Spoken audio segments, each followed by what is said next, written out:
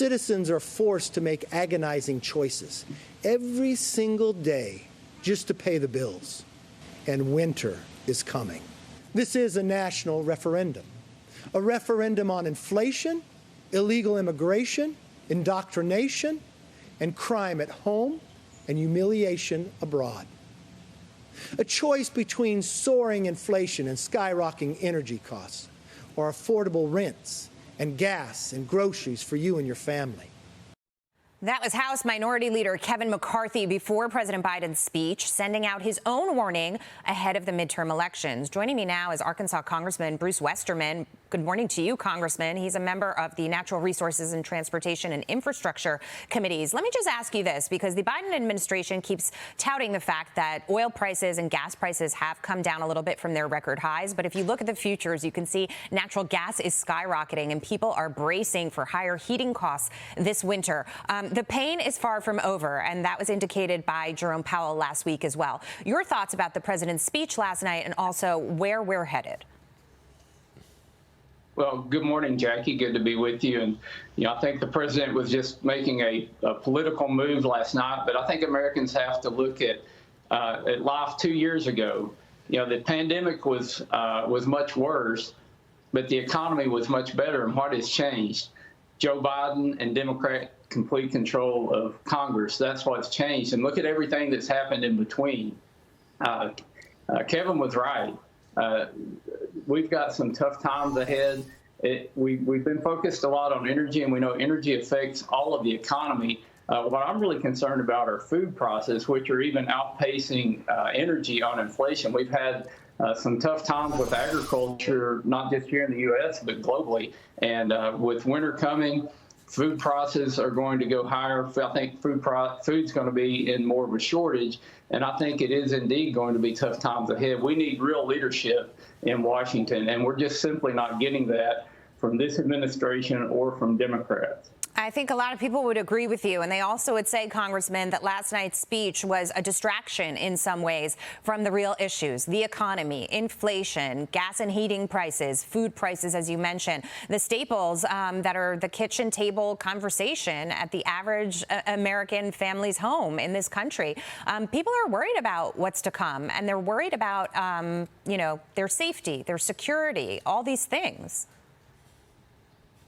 Yeah, Jackie, I think what Americans want is a secure and prosperous future, and this administration and Democrats in Congress are simply not delivering that.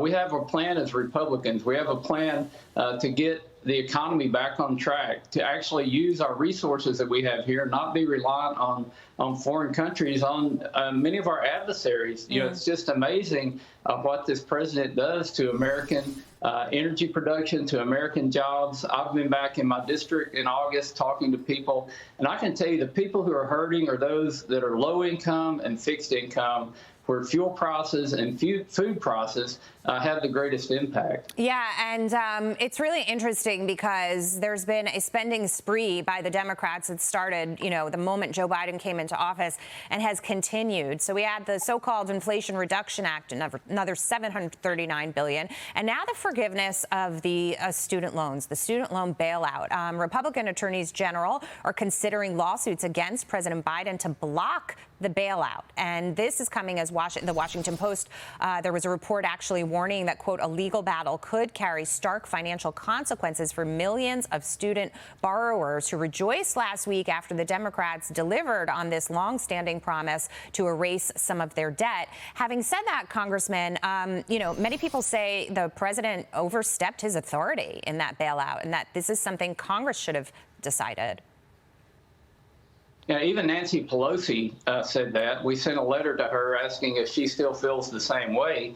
But it's hard to keep up with how much money this administration spent, and they just keep announcing more and more programs. And again, this student loan forgiveness, it hasn't happened yet. It's not really a forgiveness. It's just shifting the burden from one group of people to another group of people. And actually, a lot fewer people go to college than or don't go to a lot fewer people go to college than go, and it's the people who didn't go, the hardworking, tax-paying Americans, are going to end up footing the bill for those who end up making more money over their lifetime. Yeah, and a lot of people are angry about that. They say it's just the whole concept behind it is unfair, and that this was an obvious push to essentially buy votes ahead of the midterms. But having said that, I want to go back to the food prices, because I think that's really important too, Congressman. The Department of Agriculture estimating food production costs, they're going to be up 18% in 2022. That's the highest jump that we've seen in history. We've seen fertilizer costs going up as well.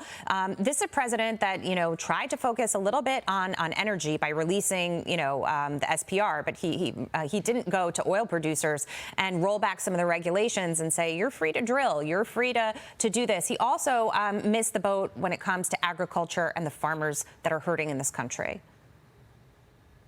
And Jackie, this is the United States of America, the world's leader in agriculture production, the world's leader in innovation. We have the most advanced, the best farming practices in the world. And we're going to be hurting here at home. And it's not because farmers are getting rich. It's because input costs are getting so much higher. You mentioned how natural gas is projected to cost even more. That's the main ingredient in fertilizer. As natural gas costs go up, then fertilizer costs are going to go up, and fertilizer is the main ingredient in agriculture. It's pretty simple, and it's easy to see how the policies of this administration are going to hurt in the pocketbook, and it's going to hurt at the dinner table. Thank you for making that connection. Very, very important for people to understand how everything is all intertwined. It's all related, and that's why prices are moving higher because of the policies that we've seen from this administration. Congressman Bruce Westerman, good to see you this morning. Have a wonderful weekend.